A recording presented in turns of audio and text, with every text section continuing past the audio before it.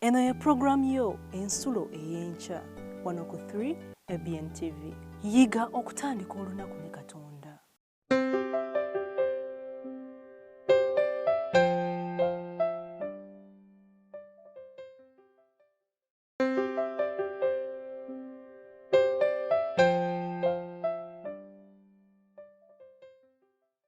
Omulabi waffe owa 3 ABN nkwanirizaako olunaku olwaleero.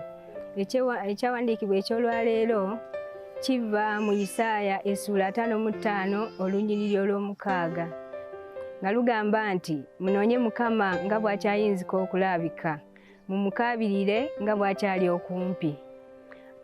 Abaagalwa, tunoonye Mukama mu kiseera kino.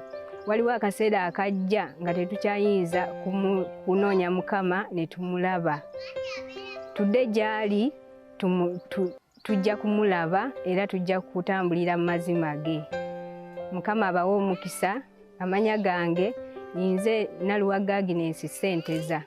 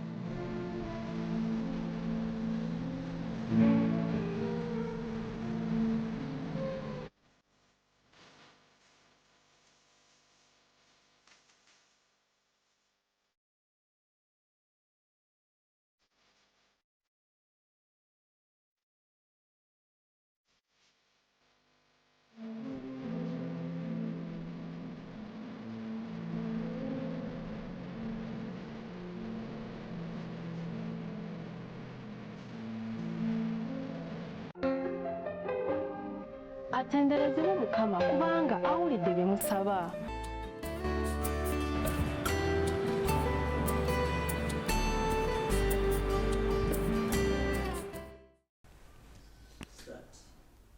Ssebo bannya bw'atulaba olunaku olwaleero twagala okwebaza Katonda olw'otuwa olunaku olulala.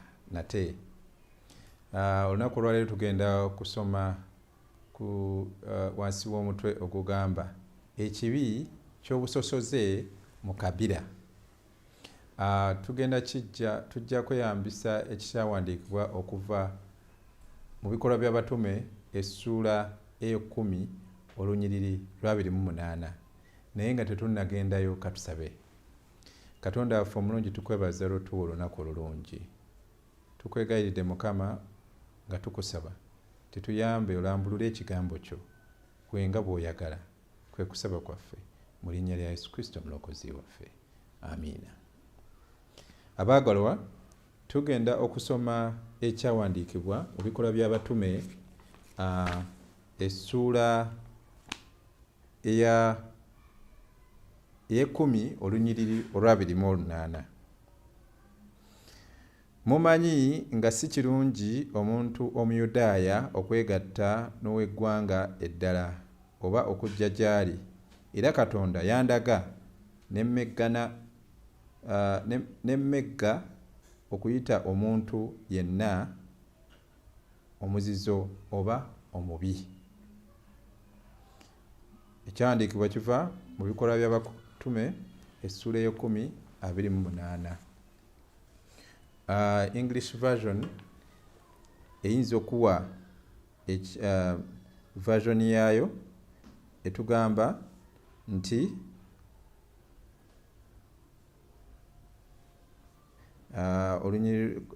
Acts chapter 10 verse 28.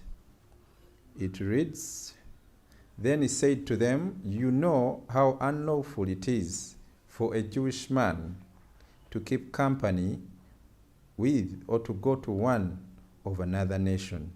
But God has shown me that I should not call any man common or unclean." Nti sisaanidde Katonda ndaze nti sisaanidde kuyita muntu mulala yenna kya muzizo oba omubi. Bangi bamanyi obusosoze, abamu ku mmwe mumanyi obusosoze kye butegeeza, abalala temumanyi ki kye butegeeza. Naye ababuyiseemu bamanyi nti kye kimu ku bikolwa ekyekko mu kukulaakulanya kwa society yaffe. Okusosolebwa, gwasosoleddwa ebiseera ebisinga owulira nga kya bulumi eri obulamu bwo. Omuntu omu yali mu ggwanga erimu ery'Abangereza ery'e Bulaaya ng'ali ku train station. Train station eyo neefunamu n'abanga olulimi lwe baali bakozesa okusasula n'okukola ebirala byonna byonna instructions nga mumanyi obeera ku gundi ku terminal train kwebeera kubeerako ebintu bingi, tosobola kuyingira mu luggi kuva mu lumu paka mu lulala nga tofunye instruction oba nga tonnasasula ssente. Naye ogenda okwekanga nga wolina okusasulira olulimi lwonna lulimu lw'otamanyi. So omuntu oyo n'akoobera ku train station yawo ng'anoonya omuntu omuyamba asobole okukwata mangu train eyali erina okumutuusa ku budde mu kifo ekirala amangu ddala.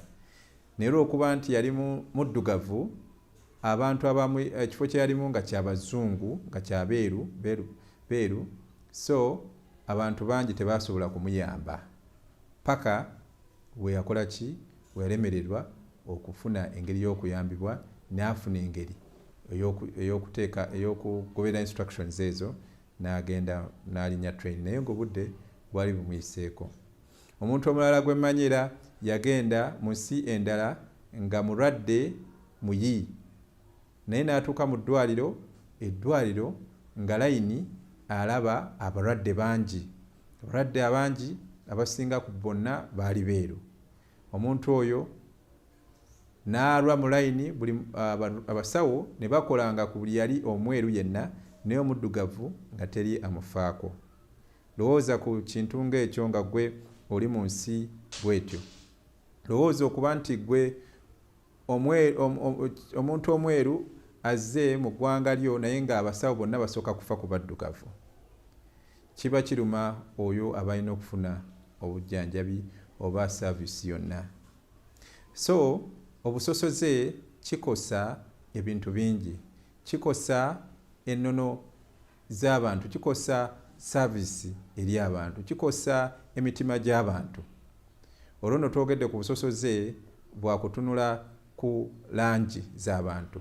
Ne wenjogerera obusosoze obwo bungi nnyo mu nsi ez'ebweru, abatambulako mu kiraba, naddala eri abantu abaddugavu. Bwe tukoma wano mu mawanga gano agaffe amanaasi, tumanyi bulungi nti abantu abasinga basosola mu mawanga, ne basosola okuva gundi ono wa kabira bweti, sijja kusobola kukwatagana na kabira gundi beeyisa bwe bati, ne batandika n'okweyita amannya kubanga bakuliriza nnyo ekyokusosola. Oba amawanga agamu ne gabanga resources naki bibeera mu bo, abalala ne babanga tebabatikola ki, tebabalowoozaako. Entalo nnyingi ze tulwanye wano ez'ekinnansi wano okwetooloola Uganda n'ensi ezituliraanye zibadde zisinga nnyo kuva ku busosoze bwa kabira. Ti tusosola ggwanga gundi lisosodde ggwanga bwe riti, ensi n'etabuka.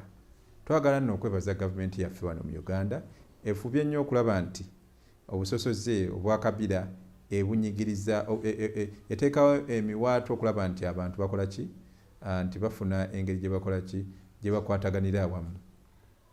Bwe tugenda ku makanisa gaffe era oluusi tukiraba nti abantu oluusi beesosola okusinziira ku oli gy'aba asomedde, n'osanga akabinja k'abantu nti ffe twasoma ffenna, ne beekolamu omulimu, ne babeera ku kkanisa naye ng'abalala tebafuna ngeri ki gye babeegattako. Kwegamba okuyingira akabinja ako kizibu, ne kibanga obusosoze. Bayinza otutuula ne basalirawo ekkanisa, abalala ne basigala nga bawulira nti tebali kitundu ku kkanisa. Ne wabaawo engeri y'okusosola okuva ku level ey'abantu gye basomamu. Bano oli teyasoma kimala, abataafuna degree kwega ne bawulira nga nabo tebawulira kweyagalira ku kanisa zaabwe. Aba ne basosola okusinziira ku kika n'ekikula ky'abantu. So obusosoze kibi, kubanga ffenna tukolerera ggulu, ate ng'eggulu teririmu busosoze. Ffenna tuyitibwa okujja eri Katonda, tuyitibwa ffenna tukowoolebwa okweteekateekera okudda kwa Kristo, tweteekerateekera obulamu obutaggwaawo ewatali kusosola mu mawanga, ewatali kusosola mu langi, ewatali kusosola mu kusoma kwaffe, ewatali kusosola mu nkula yaffe, ewatali kusosola mu ndabika yaffe. Abamu basosola okusinziira ku nfuna yaabwe nga bakola ekibiina kyaba abakozeemu, abakolamu bebakola ki, kwe batambulira. Abatannafuna ne beekanga nga nabo tebabirongenga ku kanisa. Baganda bange, njagala obategeeza nti Yesu Kristo omulamwa gwe tegwali gwa busosoze. Bayibuli etulaga mu bitabo ekitabo ekya Matayo 15:21, omukyala omu yaveeyo mu Kanani n'ajja n'agamba Yesu nti nina muwala wange mulwadde. Yesu n'amugamba mu ngeri esoomooza okukkiriza kwe, n'amugamba nti ye emmere gy'alina y'abaana. N'agamba nti newankubadde nti emmere y'abaana, omukyala n'asoomooza Yesu n'amugamba nti newankubadde emmere y'abaana, naye n'obukunkumuka busobola, naffe tusobola okulya ku bukunkumuka obuva ku mmeeza yo. Yesu n'atunira omukyala n'amugamba, mukyala gwe, ndabye abantu bangi naye okukkiriza kwo kukuyamba okufuna okuyaayaanako. Yesu n'asabira omukyala oyo era omwana we yali akwatiddwa emizimu n'awona. Bayibuli etulaga, twayogeddeko ku Musamaliya, omukazi Omusamaliya mu kitabo kya Yokaana essula ey'okuna, eyali ku luzzi nga talina gwakwogera naye. Era kyali kyewuunyisibwa nnyo Omuyudaaya okujja n'ayogera n'omukyala, naddala nga mukyala ng'ate si Muyudaaya. Esooka abakyala n'abaami Abayudaaya baali beesosolamuko. Kakati ate okuva n'ojja mu ggwanga eddala n'oyogerako n'omukyala omulala atali Muyudaaya kyali kyabwewaze nnyo. Naye tulaba nti Yesu ajja n'asanga omukyala ono Musamaliya n'atufuna obudde obwogera naye, era ne banyumya emboozi. N'amugamba singa omanyi gw'obadde oyogera naye wandimuwadde ku mazzi. So Yesu omutima ogw'obusosoze teyagwina kyobula mukyala oyo yamukolamu obuweereza. Bayibuli etulaga mu kitabo kya Luka ku musajja Omuromani Centurion Omuromani ali ne mu kitabo kya Matayo essula ey'okuna, nga ajja eri Yesu ng'amugamba nti Yesu, nze ndi komanda, nsobola okuduumira abantu bange ne bakola kye mba mbagambye, naye nange mbadde nkusaba oyiweereze ekigambo bugambo kisobole okugenda okuwonya omuddu wange awone. Era Yesu n'atunulira omusajja ng'alina okukkiriza kungi, n'agamba ne mu Isirayiri sirabamu kukkiriza bwe kuti. N'akola ki? N'ayamba omusajja. Kale ono Yesu talina kiseera kisosola mu mawanga, kubanga ffenna atuyita. Yokaana 3:16 etusomesa nti Katonda yayagala ensi n'okuwaayo n'awaayo omwana. For God so loved the world that he gave his only begotten Son, that whosoever believes in him does not perish but have eternal life. Nti Katonda yayagala ensi n'okuwaayo n'awaayo omwana we omu yekka, nti buli muntu yenna amukkiriza aleme okufa wabula afune obulamu obutaggwaawo. Buli muntu yenna, ti Katonda bw'atyo yayagala ensi n'okuwaayo n'awaayo omwana we omu yekka, nti buli muntu yenna, whosoever, oba mu Yudaaya oba si mu Yudaaya, oba mu Uganda oba mu Nyarwanda, oba mu Kenya oba mu Tanzania, oba mu South Sudan oba mu Ethiopia, buli muntu yenna amukkiriza, niwabanga mu Misiri ng'amukkiriza, Mukama amuyita okujja okumuwa obulamu obutaggwaawo. So Yesu yennyini wabanga ayita buli muntu yenna, kitugwanidde naffe obutasosola mu mawanga. Twagala okuddayo ku tekisiti gye tuggyemu ekigambo kyaffe ekya ebikolwa by'abatume essula ey'ekkumi olunyiriri lwa 28. Lutulaga ekifaananyi kwegamba osoma ebikolwa by'abatume essula ey'ekkumi yonna ekulaga nti Katonda agenda ayogera n'abantu ab'enjawulo. Ayogerako ne Cornelius, omusajja ataali mu Yudaaya, n'amutegeeza nti okusaba kwe kujja kuddibwamu, kugenda kuddibwamu. Peetero ate naye Katonda n'ayogera naye. Bayibuli etugamba nti aba ali mu ssaawa ey'omukaaga ng'agenze okusaba, eyo gye yafunira okumulisa ekirooto kya Katonda.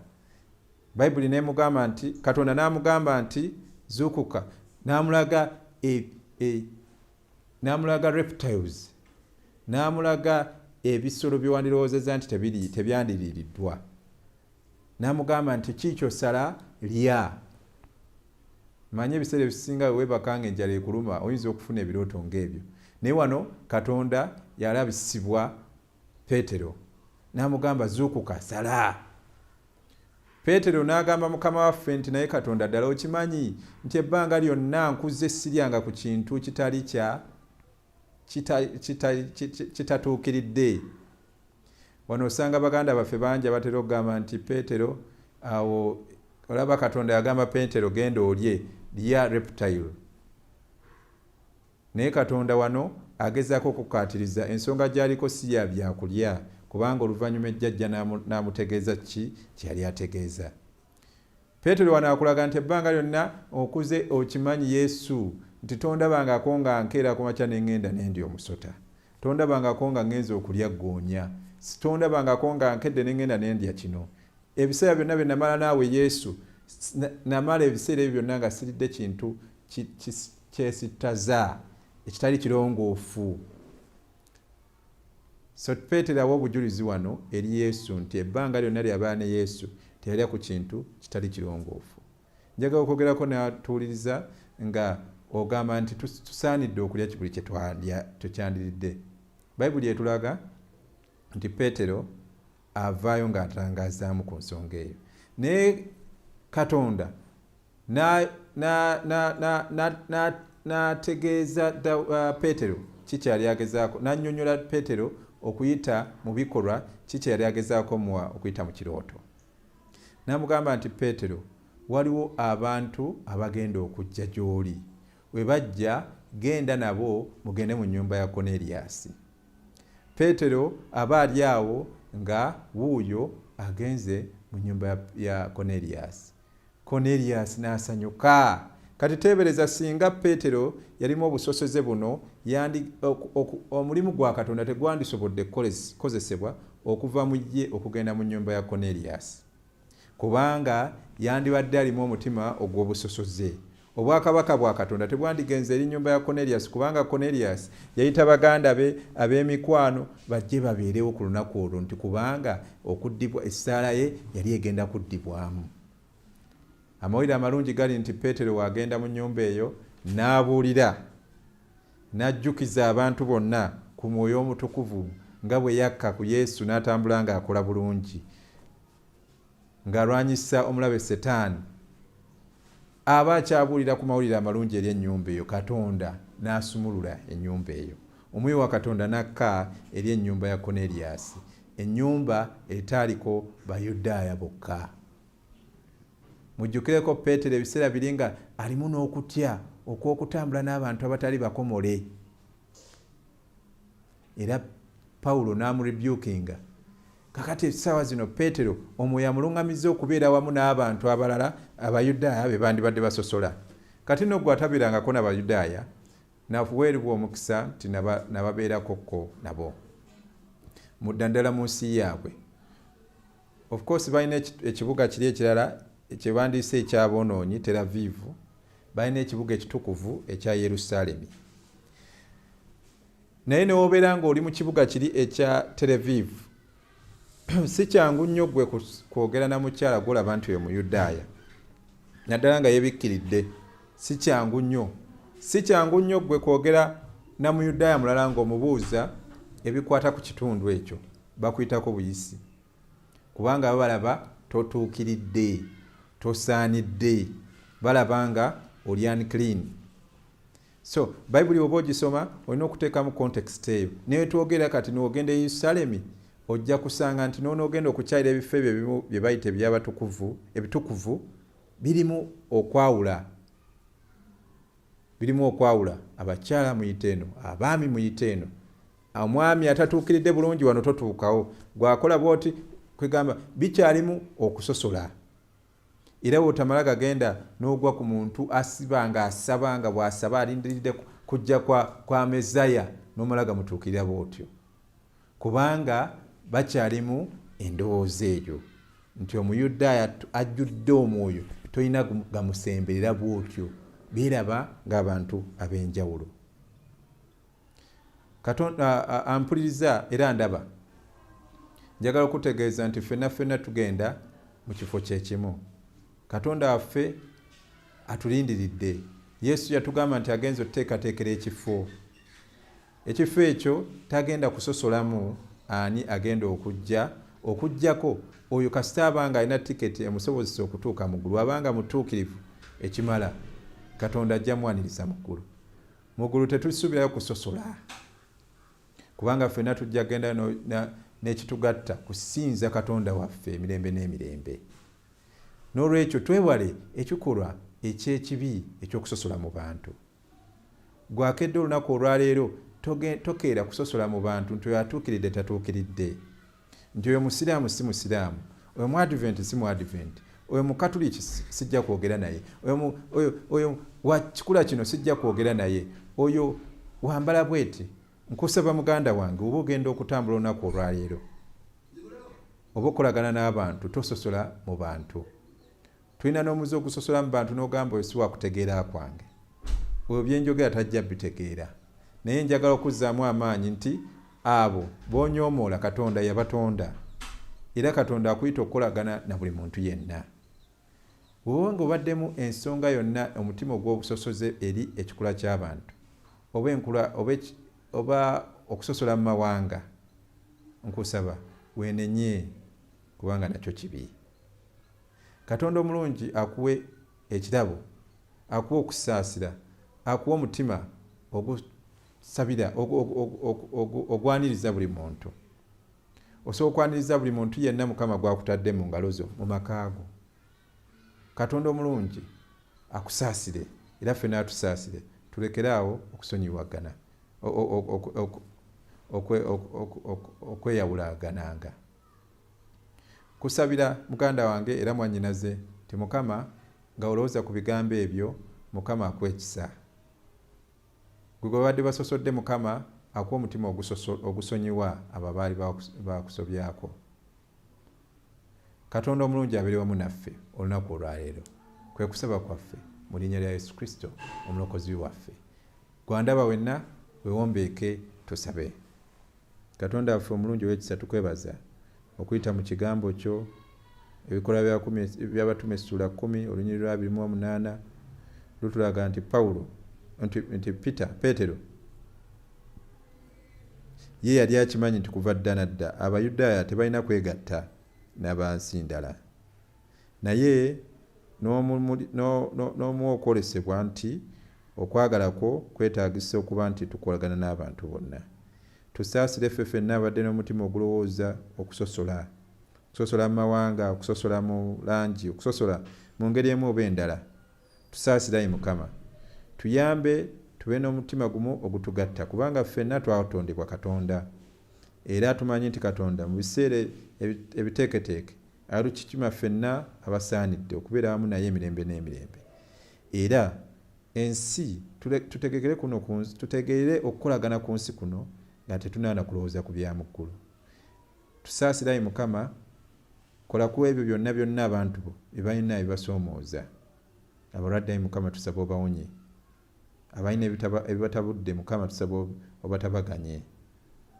Tusaba otuzze bujja nate, kwe kusaba kwaffe mu linnya lya Yesu Kristo omulokozi waffe, amiina. Yiga okutandika olunaku ne Katonda, olwo nno ebisuubizo bye birabike gy'oli.